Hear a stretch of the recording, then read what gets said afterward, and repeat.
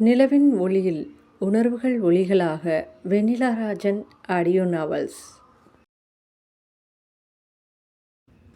சில நினைவுகள் மெதுவாக மனதை தழுவும், சில குரல்கள் இதயத்தை தொடும். அந்த குரல்களில் ஒன்றாக இன்றைய கதையை உங்களுக்கு சொல்ல வரும் நான் வானதி. வெண்ணிலா ராஜன் அவர்களின் காணுமிடம் தோறும் நின்றன் கண்ணினொளி தோன்றுதடி இந்த கதையை கேட்க இருக்கும். இந்த கதை உங்களுக்கு பிடிச்சா லைக் பண்ணுங்கள், மற்றவங்களுக்கு ஷேர் பண்ணுங்கள், உங்கள் கருத்துக்களை கமெண்ட் பாக்ஸில் கமெண்ட் பண்ணுங்கள். மேலும் இது மாதிரியான கதைகள் கேட்க வெண்ணிலா ராஜன் ஆடியோ நாவல்ஸ் யூடியூப் சேனலை சப்ஸ்கிரைப் செய்யுங்க. அத்தியாயம் 13. மித்ரா அலுவலகத்தில் வேலை செய்து கொண்டிருக்கையில் யாழினி தேவுடன் அலுவலகம் வந்தாள். யாழினியை பார்த்தவுடன் மித்ரா வேகமாக வந்தாள். யாழி, ஏண்டி இவ்வளோ லேட்? உனக்கு எத்தனை டைம் கால் பண்ணுறது என பதட்டத்துடன் திட்ட ஆரம்பித்தாள். வெயிட் பண்ணுடி, நான் வந்து சொல்கிறேன், அண்ணாவை பார்த்துட்டு வந்துடுறேன் என்றவள் விஷ்ணுவின் அறையை நோக்கி சென்றாள். யாழ்னி விஷ்ணுவின் அறைக்குள் நுழையும் போது அங்கு தேவிடம் விஷ்ணு பேசி கொண்டிருந்தான். அவளை பார்த்தவுடன், என்னம்மா, ஆர் யூ ஓகே? தேவ் ஏதேதோ சொல்கிறாங்க, ஆதி வேற இன்னும் காணோம் என்று படபடவென்று கேள்விகளை அடுக்கினான். அண்ணா ரிலாக்ஸ், ஒன்றும் இல்லை, நான் சேஃப் தான். தேவ் ஆதி எங்கே போனான்? அவன் விஜயை பார்த்துட்டு வரேன்னு போனான் விஷ்ணு. ஓகே சரி, ஒர்க் பாருங்க என்றவன் அறையை விட்டு வெளியேறினான். என்னடா என்னாச்சு என்று விஷ்ணு திரும்பவும் விசாரிக்க யாழ்னி நடந்ததை கூறினாள். அவர் விஜயை பார்த்துட்டு வரேன்னு போனாருண்ணா. He can solve this. என்னம்மா, ரெக்கமெண்டேஷன்லாம் பலமாக இருக்குது. ஹா, அது அப்படித்தான். அண்ணா இந்தாங்க பென்ட்ரைவ், இதுக்காக தான் அவனுங்க அவ்வளோ ட்ரை பண்ணாங்க என்றவள். அண்ணா எதுக்கு இப்படி பண்ணுறாங்கண்ணா? உங்களுக்கு ஏதாவது ஐடியா இருக்கா? விஷ்ணு சிறிது நேரம் யோசித்தவன், பிஸ்னஸ்னு இருந்தால் போட்டி இருக்க தானே செய்யும், நான் பார்த்துக்கிறேம்மா என்றவன் தனியாக எங்கேயும் போக வேண்டாம் யாழ்னி என்று கவலையான குரலில் கூறினான். டோன்ட் வரி அண்ணா என்றவள். மித்ரா தேடுவாண்ணா, அவள் வரப்பவே திட்ட வந்தா, மீ எஸ்கேப் என்றவளை பொறாமை பொங்க பார்த்தான். அவனது பார்வையை கவனித்தவள், அண்ணா ஏதோ கருகிற வாசம் வரல என்று விஷ்ணுவை யாழ்னி கலாய்க்க, அதில் கோபப்படுவது போல அவளை அடிக்க கைவோங்கவும் தேவ் கரெக்டாக உள்ளே வந்தான். என்ன விஷ்ணு, ஒர்க் பண்ணாமல் என்ன பண்ணுறீங்க என்று விஷ்ணுவை கேட்டவன் யாழ்னியை பார்த்து, ஆல்ரெடி வந்ததே லேட், உங்களுக்கு ஒர்க் பண்ணணும்னு ஐடியா இல்லையா என்றவனை விசித்திரமாக பார்த்தாள். ஹலோ, பார்த்துட்டே இருந்தால் என்ன அர்த்தம், கிளம்புங்க என்று அவளை விரட்டினான். யாழ்னி யோசனையுடன் தேவை பார்த்தபடி வெளியேறினான். தன் இருக்கையை அடைந்தவள் செய்ய வேண்டிய வேலைகளை செய்து முடித்தாள். ஆனால் மனமோ ஒரு பக்கம் அதிதேவை பற்றியே சிந்தித்து கொண்டிருந்தது. எங்கு போனான், என்ன ஆனான் என்ற யோசனையிலேயே வேலைகளை செய்து கொண்டிருந்தாள். மித்ரா யாழ்னி வருவாள் என்று காத்திருக்க அவள் வராமல் வேலை செய்து கொண்டிருந்ததை கவனித்ததும் அவள் மேல் கடும் கோபத்தில் இருந்தாள். அவள் மதியம் சாப்பிட வருவாள் என்று காத்திருக்க யாழ்னியோ வேலையில் ஆழ்ந்து போய் இருந்தாள். அதை பார்த்து கடுப்பானவள், யாழ்னி என்று மித்ரா கத்த, ஏண்டி எருமை இப்படி கத்துற என்று அவள் பதிலுக்கு சண்டையிட்டாள். ஏண்டி நீ எல்லாம் ஒரு ஃப்ரெண்டாடி என்று கேட்டவளை யாழினி முறைத்தாள். ஆஃபீஸ் வந்ததுமே எவ்வளோ பதட்டமாக கேட்டேன்னு பதில் சொல்லணும்னு தோணுச்சா உனக்கு? உங்கள் அண்ணாவை பார்க்க போறியா? என்னை பார்த்தா மனுஷி மாதிரி தெரியலையா? மித்ரா பொங்குவதை பார்த்த யாழினி அதிர்ச்சி அடைந்தாள். என்னாச்சு இவளுக்கு? இன்னைக்கு எல்லாமே ஒரே ரேஞ்சாகவே பேசுகிறாங்களே நம்மக்கிட்ட என்று அவள் தன்னை மறந்து யோசித்து கொண்டிருந்தாள். ஏய் என்னடி, நான் பேசிக்கிட்டே இருக்கேன், நீ பதில் கூட பேச மாட்டேங்கிற, ஒரு பர்த்டே விஷ் கூட உன்னால் பண்ண முடியல என்று கத்தி கொண்டிருந்தாள். ஐயோ, இவ பர்த்டேவை எப்படி மறந்தேன்? அதான் இப்படி சாமி ஆடுறாளா? ஓ காட் பேபி, சாரிடா, இன்னைக்கு நான் இருந்த டென்ஷனில் மறந்துட்டேன்டா மித்து, கிட்டத்தட்ட உயிர் பொழைச்சி வந்த மாதிரி வந்தேன்டா. ஆதி சார் மட்டும் இல்லைன்னா அவ்வளவுதான் என்று குரலில் ஏற்ற இறக்கங்களோடு கூறினாள். ஹேய் யாழ்னி, என்ன சொல்கிற? என்னாச்சுடா? உனக்கு ஒன்றும் இல்லையே என்று பதறி தலை முதல் கால் வரை அவளை ஆராய்ந்தாள். ஒன்றும் இல்லைடா, அதான் ஆதி சார் வந்துட்டாங்கன்னு சொன்னல்ல, டோன்ட் வரி என்றவள் நடந்ததை சொல்ல ஆரம்பித்தாள். அதை கேட்டவள், ஏய் தனியாக எங்கேயும் போகாத, நானும் வரேன் ஓகேவா என்றவளை வியப்புடன் பார்த்தாள். இதெல்லாம் ஒரே வேவ்லென்த்தாக தான் யோசிக்கிறாங்க. ஏய் என்னடி யோசிக்கிற? இன்றைக்கி ட்ரீட்டுக்கு எங்கே போகலான்னு யோசிக்கிறேன்டி. அதானே, உனக்கு ட்ரீட் தானே முக்கியம். நம்ம வழக்கமாக போகிற மாலுக்கு போகலாம். டன் என்று கட்டை விரலை உயர்த்தினாள். ஒரு வழியாக சமாதானப்படுத்தி சாப்பிட்டு முடித்தவுடன் அவரவர் இருக்கைக்கு சென்றார்கள். மித்ரா வேலை செய்து கொண்டிருக்கும்போது அவளுடைய பெயருக்கு ஒரு பூங்கொத்து வந்தது. பெண்ணே, இந்த பூக்களும் உன்னை கண்டு தலைகுனிவது ஏனோ? அதற்கும் உன் புன்னகையை கடனாக கொடுத்து விட்டாயோ? இனிய பிறந்தநாள் வாழ்த்துக்கள் மை மித்ரா பேபி. யார் அனுப்பியது என்று குழம்பியவள் கவிதையை படித்ததும் அவளை அறியாமல் அவள் முகத்தில் புன்னகை பூத்தது. கடைசி வரியை பார்த்ததும் துணுக்குற்றாள். என்ன செய்வது என புரியாமல் குழம்பியவள் யாழ்னியை போய் பார்த்தாள். யாழ்னி, என்னடி? ஏய், யாரோ பொக்கே அனுப்பி விஷ் பண்ணியிருக்காங்கடி, யாருன்னு தெரியல, இங்கே கூட பார்க்கலாம் என்றவள் அதை பார்த்துவிட்டு, ஹேய் சூப்பர் பேபி, ரோசஸ் எவ்வளோ அழகாக இருக்கு என்று அவள் சந்தோஷமாக கூற, ஏண்டி யார் அனுப்பிச்சதுன்னு நான் பயந்துட்டுருக்கேன், நீ என்னடானா இப்படி ரசிச்சிட்ருக்க? கொடு, நான் இதை எங்கேயாவது தூக்கி போட்டுறேன். யாழினி என்ன நினைத்தாலோ ஒரு நிமிடம் யோசித்தவள் மித்ராவை விஷ்ணுவிடம் கூட்டிச் சென்றாள். யாழினி, என்னடி இங்கே கூட்டிகிட்டு வர? இவர் கரிச்சு கொட்டுறதுக்கா? வாடி போகலாம் என அவள் அழைக்க, யாழ்னியோ அதை கேளாமல் விஷ்ணுவின் முன் அவளை நிறுத்தினாள். யாழ்னியை பார்த்தவன் என்னம்மா என கேட்க, அண்ணா யாரோ மித்ராவுக்கு பொக்கே அனுப்பிச்சிருக்காங்க. பொக்கேவா? எதுக்கு அனுப்பிச்சாங்க? இங்கே கொடுங்க பார்க்கலாம் என்றவன் அதிலிருந்த கவிதையை பார்த்தவன் ஆச்சரியமானான். அண்ணா, ஃபஸ்ட்டு இது எங்கே வாங்கினதுன்னு கண்டுபிடிக்க முடியுமான்னு பாருங்க என்றவளிடம் மித்ராவுக்கு தெரியாமல் கண் சிமிட்டினான். அதை கவனித்தவள், சரி அண்ணா, நீங்களே கண்டுபிடிச்சி சொல்லுங்க என்று அவள் பேச்சை மாற்ற, மித்ராவோ அவள் கையை பிடித்து இழுத்தாள். இருடி என்று யாழினி மித்ராவை சமாதானப்படுத்துவதை பார்த்தவன் அவளையே பார்த்தபடி அமைதியாக நின்றான். அவளோ விஷ்ணுவின் கண்களை சந்திக்க முடியாமல் திணறினாள். என்னை இப்படி பார்த்து தொலைக்கிறான்? அவன் பார்த்த பார்வையில் அவள் குனிந்த தலை நிமிரவில்லை. அதை கவனித்தவன் அந்த கவிதையை ஏற்ற இறக்கத்தோடு படித்தான். அவள் அதிர்ச்சியில் விழிகள் தெரித்து விடுவது போல பார்த்தாள். கண்களில் காதல் பொங்க மித்ராவை பார்த்தவன் அவள் கண்களை ஊடுருவியபடி, ஹாப்பி பர்த்டே மித்ரா பேபி என்றபடி ரோஜா பூவை நீட்டினான். மித்ராவோ விஷ்ணுவின் செய்கையில் வார்த்தை வராமல் கல்லாய் சமைந்தாள். யாழ்னியோ மானசீகமாக தலையில் அடித்து கொண்டாள். தத்தி, எல்லாரும் ரோஸ் கொடுத்து ப்ரப்போஸ் பண்ணுவாங்க, இவன் என்னடானா ரோஸ் கொடுத்து ஹாப்பி பர்த்டே சொல்கிறான். என்ன செய்வது என்று புரியாமல் அவள் யோசிக்கும் போதே அவளது கை அவளையும் மீறி ரோஜா பூவை வாங்கியது. தன்னை மீறிய செய்கையில் திகைத்தவள் உடனே அங்கிருந்து வெளியேறினாள். விஷ்ணு யாழ்னியை பார்க்க அவளோ அவனை முறைத்து கொண்டு நின்றாள். என்னம்மா என்று வாஞ்சியாக கேட்டவனை பார்த்தவள், என்னடா தத்தி, யாராவது ரோஸ் கொடுத்து பர்த்டே விஷ் பண்ணுவாங்களாடா? ப்ரப்போஸ் பண்ணாமல் இவர் ரோஸ் கொடுத்து விஷ் பண்ணுறாராமா பக்கி என்று அவனை அடித்து துவைத்தாள். விஷ்ணுவோ அவளது அடிகளை சிரிப்புடன் வாங்கினான். டேய், அடிக்கிறேன், நீ சிறு என்று கேட்க வந்தவள் திகைத்து போய் பாதியில் நிறுத்தினாள். விஷ்ணுவின் கண்களிலிருந்து கண்ணீர் வழிந்து கொண்டிருந்தது. அண்ணா என்று விஷ்ணுவை அதிர்ச்சியுடன் பார்த்தாள். சாரிண்ணா என்று அவள் மன்னிப்பு கேட்டவளை பார்த்தவன், ஒன்றும் இல்லடா, இவ்வளோ நாளாக யாரும் என்னை உரிமையாக திட்ட மாட்டாங்களா அடிக்க மாட்டாங்களான்னு ஏங்கியிருக்கேன், அதான் என்று தன்னை சமாதானப்படுத்தியபடியே கரகரப்பான குரலில் கூறினான். ஆனால் எதுவும் ஃபீல் பண்ணாதீங்க, உங்களுக்கு எத்தனை டைம் சொல்கிறது என்று கடிந்தவள் அவன் கைகளை பிடித்து ஆறுதலாக அழுத்தினாள். இல்லடா, அதெல்லாம் ஒன்றும் இல்லை என்று விஷ்ணு சொல்லி கொண்டிருக்கும்போது ஆதி உள்ளே வந்தான்.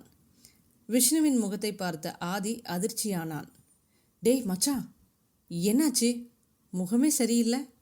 யாழ்னி என்ன பண்ண என்று பதறியபடி கேட்டான். இவர் குழந்தை பாரு, கேட்குறான் பாரு கேள்வியை. யாழினி அவர்கள் இருவரையும் முறைத்து கொண்டு நின்றாள். அதை பார்த்து கடுப்பான ஆதி, ஏய் சொல்லுடி, என்னன்னு கேட்குறல்ல என்று அவளை மிரட்டினான். காலையிலிருந்து அவனை எதிர்பார்த்திருந்தவள் இப்போது ஆதியை பார்த்ததும் அவள் முகம் பிரகாசமாக மின்னியது. ஆனால் அவனோ யாழ்னியின் மேல் எரிந்து விழுந்தான். அதை உங்கள் ஃப்ரெண்டுக்கிட்டே கேட்டுக்கோங்க என்றவள் ஆதியை முறைத்து கொண்டே அங்கிருந்து கிளம்பினாள். யாழினி அறையை விட்டு வெளியேறும் வரை அவளையே கண்கொட்டாமல் பார்த்திருந்தவன் திரும்ப விஷ்ணுவின் பக்கம் திரும்பும்போது அவன் கண்களில் பொக்கே கண்ணில் பட்டது. டேய், என்னடா பொக்கே இங்கே இருக்கு? அதெல்லாம் நான் அப்புறம் சொல்கிறேன், நீ எங்கே போன, என்னாச்சு என்று பேச்சை மாற்றினான். ஆதி தான் போய் வந்ததை பற்றி சொல்ல கேட்டுக்கொண்டவன் யோசனையில் ஆழ்ந்தான். மச்சி, என்ன யோசிக்கிற? எனக்கு என்னமோ வினித் தான் இதெல்லாம் பண்ணியிருப்பானோன்னு டவுட்டாக இருக்குடா. இல்லைடா, நமக்கு அந்த மாதிரி நியூஸ் எதுவும் வரலை. இருந்தாலும் இப்போ நம்ம எடுத்து வைக்கிற ஒவ்வொரு ஸ்டெப்பும் கவனமாக இருக்கணும். ஸோ ப்ராஜெக்ட் நம்ம அனௌன்ஸ் பண்ண டேட்டை விட 2 days பிஃபோராக லான்ச் பண்ணணும்டா என்றவன், மச்சி நான் யாழ்னிக்கு இன்ஸ்ட்ரக்ஷன் கொடுத்துட்டு வந்துடுறேன் என்று ஆதி கிளம்பினான். வேலை செய்யலாம் என்று கணிப்பொறியில் அமர்ந்தவனுக்கு பொக்கேவை பார்க்க பார்க்க மித்ராவின் ஞாபகம் வந்து கொண்டிருந்தது. அதை கட்டுப்படுத்த முடியாமல் திணறியவன் அலுவலகத்தின் ஒவ்வொரு இடமாக பார்வையிட்டபடி வந்தான். அப்படி வந்தபோது ஏதோ பேச்சு குரல் கேட்க மேற்கொண்டு செல்ல முடியாமல் தயங்கினான். ஆனால் அங்கு தான் கேட்ட விஷயங்களை ஜீர்ணிக்க முடியாமல் திணறினான். அங்கிருந்து நொடியும் தாமதிக்காமல் தனது இருக்கைக்கு வந்தவன் இந்த பிரச்சனையை எப்படி கையாள்வது என புரியாமல் குழம்பினான். எதுனாலும் ஆதிக்கிட்ட டிஸ்கஸ் பண்ணிக்கலாம் என்று தன்னை சமாதானப்படுத்தியபடி வேலையில் ஆழ்ந்தான். கிட்டத்தட்ட வேலை முடியும் தருவாயில் அவனுக்கு ஒரு SMS வந்தது. அதை பார்த்ததும் புன்னகையில் அவன் முகம் மலர்ந்தது. உடனே கணிப்பொறியை ஷடம் செய்தவன் வேகமாக ஆதியின் அறை நோக்கி சென்றான். மச்சா, வாடா கிளம்பலாம் என்று உற்சாகமுடன் கூப்பிட்டவனை வியப்பாய் பார்த்தான். டேய், என்னடா கண்ணில் லைட் எரியுது, என்ன விஷயம் என்று விசாரித்தவனே வாடா என்று கையை பிடித்து கூட்டிச் சென்றான். மச்சி, என்ன விஷயம்னு சொல்லு. மச்சி, இன்னைக்கு மித்ராவுக்கு பர்த்டேடா. யாழ்னி மாலுக்கு போகிறோன்னு மெசேஜ் பண்ணியிருந்தா, அதான். ஓ என்று வேடிக்கை பார்த்தபடி வந்தவனின் கண்களில் யாழ்னியும் மித்ராவும் தென்பட்டார்கள். அவர்களை தொடர்ந்தபடி சென்ற கார் மால் பார்க்கிங்கில் போய் நின்றது. விஷ்ணுவும் உள்ளே போகும்போது தோழிகள் இருவரும் ஒரு இடத்தில் நின்று பேசி கொண்டிருந்தார்கள். அதை கவனித்த ஆதி வேகமாக முன்னே போய் யாழினியின் கையை பின்னாலிருந்து பிடிக்க யாழினி அதிர்ந்து அன்னிச்சை செயலாக கை ஓங்கியவள் ஆதியை பார்த்ததும் திகைத்தாள். என்ன பார்க்குற? வீரையெல்லாம் என்கிட்ட மட்டும்தான். காலையில் அவ்வளோ பயந்த என்று அவளை சீண்டினான். எனக்கு எப்படி நடந்துக்கணும்னு தெரியும் சார், நீங்கள் இன்ஸ்ட்ரக்ஷன் கொடுக்க வேண்டாம் என்ற குரலில் அடிபட்ட பார்வை பார்த்தாள். அவளோ ஆதியை பார்க்க முடியாமல் முகத்தை திருப்பி கொண்டாள். ஏய், அமைதியா இருடி, சாரி சார் என்று அவனிடம் மன்னிப்பு கேட்டாள். பரவாயில்லம்மா என்றவன் யாழ்னியை முறைத்து கொண்டு நின்றான். நீ என்னமோ பண்ணிட்டிரு என்பதை போல ஆதியை பார்த்தவள் விஷ்ணுவுடன் அருகில் இருந்த ரெஸ்டாரண்ட்டை நோக்கி நகர்ந்தாள். அவளது செய்கையில் திகைத்த மித்ரா, வாங்க சார் என்று கூப்பிட்டபடி ஆதியுடன் நடந்தாள். ஆதியோ கோபத்துடன் விஷ்ணுவை திட்டிக் கொண்டிருந்தான். இவன் கூப்பிட்டான் தானே வந்தோம், யாழ்னியை பார்த்த உடனே நம்மளை மறந்துட்டான், இடியட். சார் இங்கே உட்காரலாம் சார், அவங்க வரட்டும் என்று சொல்லியவள் அதற்கு அடுத்து என்ன பேசுவதென்று புரியாமல் திணறினாள். ஆதி திடீரென்று ஞாபகம் வந்தவனாக ஹாப்பி பர்த்டே மித்ரா என்று வாழ்த்தினான். சார் என்று திகைத்தவள் தேங்க்யூ சார் என்றாள். சார் இல்லம்மா, அண்ணான் கூப்பிடு என்றவனை வியப்புடன் பார்த்தாள். அவன் எப்போதும் இறுக்கமாகவே இருப்பவன் திடீரென்று அண்ணான் சொல்லு எனவும் அவள் விழியாக்கலாமல் அவனையே பார்த்தாள். என்னம்மா அப்படி பார்க்குற? விஷ்ணு யாழ்னிக்கு அண்ணன்னா நான் உனக்கு அண்ணா தானே என்று புருவம் உயர்த்தியவனை ஆம் என்பது போல தலையாட்டினாள். பிறகு பொதுவான விஷயங்கள் பேசியவர்கள் அவர்களின் நட்பை பற்றி கிண்டல் செய்தான். அப்படி பேசிய போது மித்ரா கூறிய விஷயங்களை கேட்டவன் மனம் துணுக்குற்றது. அவன் அதை பற்றிய சிந்தனையில் ஆழ்ந்தபோது யாழ்னியும் விஷ்ணுவும் கேக்குடன் வந்தார்கள். இதை எதிர்பார்க்காத மித்ரா அதிர்ச்சியுடன் அவர்களை பார்த்தாள். ஹே பர்த்டே பேபி, சேர் அப், என்ன இப்படி பார்க்குற, கேக் கட் பண்ணு என்று சொல்லியபடி கத்தியை அவளிடம் நீட்டினாள். மித்ரா அவளிடம் கத்தியை வாங்கி கேக்கை வெட்ட அதில் ஒரு துண்டை யாழ்னிக்கு ஊட்டி மகிழ்ந்தாள். அண்ணா இந்தாங்க என்று விஷ்ணுவுக்கு ஊட்ட ஆதி பரிதாபமாக யாழ்னியை பார்த்தான். அதை கவனித்த மித்ரா அண்ணா இந்தாங்க என்று ஆதிக்கு ஊட்டினாள். கண்களில் நீர்த்துளியுடனும் உதடுகளில் புன்னகையுடனும் ஆதி கேக்கை வாங்கி கொண்டான். மற்ற இருவரும் அதிர்ச்சியுடன் ஒருவரை ஒருவர் பார்த்து கொண்டார்கள். என்னது, அண்ணாவா? என்ன இவ கேக்கு ஊற்றா? விஷ்ணுவோ ஏக்கம் மிகுந்த கண்களுடன் மித்ராவை பார்க்க அவளால் அந்த பார்வையை ஏனோ தாழ முடியவில்லை. அவனை பார்த்தவள் சற்றென்று ஒரு கேக்கை எடுத்து அவனுக்கு ஊட்ட அவளது எதிர்பாராத செயலில் சந்தோஷத்தில் திளைத்தான். அவனுக்கு உலகமே அவன் காலடியில் இருப்பதைப் போல உணர்ந்தான். பிறகு அவனும் மித்ராவுக்கு ஊட்ட மற்ற இருவரும் இப்போது அதிர்ச்சியானார்கள். ஆதியின் பார்வை யாழ்னியிடமே சென்றது. ஆனால் அவன் பார்வையை உணர்ந்தது போல அவள் வேறெங்கோ பார்த்து கொண்டிருந்தாள். உண்மையில் யாழ்னிக்கு ஆதியின் மேல் கோபம் இருந்தது. காலையிலிருந்து அவனை எதிர்பார்த்திருந்தவள் வந்ததும் வராததுமாக அவளிடம் கோபம் கொள்ளவும் திரும்பவும் அவள் முறுக்கி கொண்டாள். அவளை கவனித்தபடி இருந்த ஆதி ஒரு பெரும் மூச்சுடன் தன்னை சமன்படுத்தி கொண்டவன், பர்த்டே பேபிக்கு என்ன வேணும்? சாரிம்மா, முன்னாடியே தெரிஞ்சிருந்தா நான் ஏதாவது gift வாங்கிட்டு வந்திருப்பேன் என்று வருத்தமான குரலில் கூறினான். அண்ணா, நீங்கள் எங்களோட டைம் ஸ்பெண்ட் பண்ணதே எங்களுக்கு gift தான் என்று மித்ரா அவனை சமாதானப்படுத்தினாள். அவளது பேச்சில் மெல்லியதாக புன்னகைத்தவன் வாஞ்சையுடன் அவள் தலையை வருடினான். யாழ்னியின் பார்வை ஆதியையே சுற்றி வந்தது. விஷ்ணு தனது நண்பனின் கையை ஆதுரமாக பிடித்தான். ஓகே, இன்னைக்கு ட்ரீட் என்னதுமா என்றவன் வேண்டியதை ஆர்டர் செய்ய சொன்னான். சாப்பிட்டு முடித்து வீடு திரும்பும்போது அவர்களிடம் இருவரும் விடைபெற்று கிளம்பினார்கள்.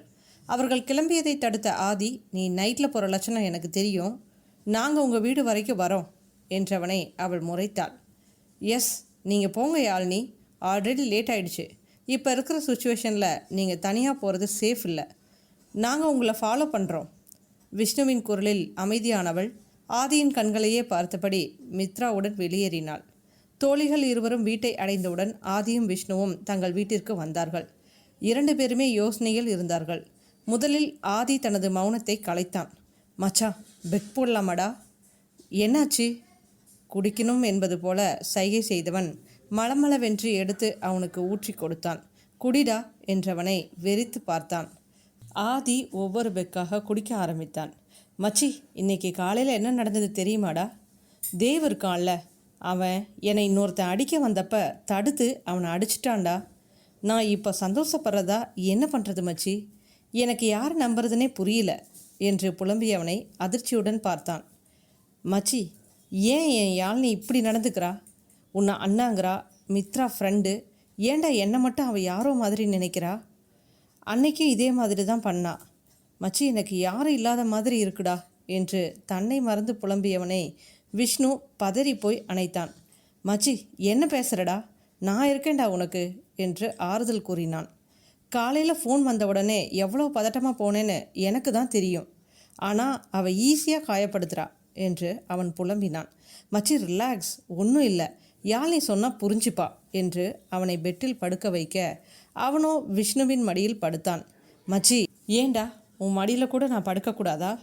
உனக்கு என்ன பிடிக்காதா என்று பிதற்றியவனை, டே என்ன பேசுகிற என்றவன் ஆதியை தனது மடியில் படுக்க வைத்து தட்டி கொடுத்தான். ஆதி தனது மனதினில் இருந்த ஏக்கங்களை எல்லாம் பிதற்ற விஷ்ணுவோ தனது நண்பனை வேதனையுடன் பார்த்து கொண்டிருந்தான். வெகு நேரம் விஷ்ணு தட்டி கொடுக்க ஆதி கொஞ்சம் கொஞ்சமாக அமைதியாக தூங்கினான். அவனையே பார்த்தபடி இருந்தவனுக்கு தூக்கம் தூர போனது. நாளை என்னென்ன செய்ய வேண்டும் என்று யோசித்து கொண்டே விஷ்ணு உறங்க முயற்சி செய்தான்.